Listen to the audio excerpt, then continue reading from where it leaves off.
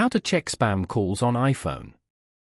To get started, first of all go ahead and open up the phone application on your phone. This is your iPhone keypad.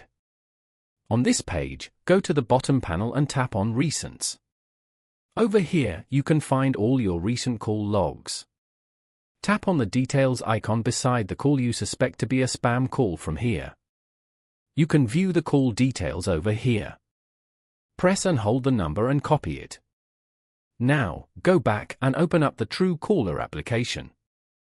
Once you're here, go to the search bar and tap on Paste beside it. As you can see, you can now view all the details of that number available on Truecaller. You can also choose to block that number from here if you want. Following these steps, you can easily check spam calls on iPhone. Thank you for watching. Please leave a like if this tutorial helped you, or leave a comment below if you have any questions related to the video.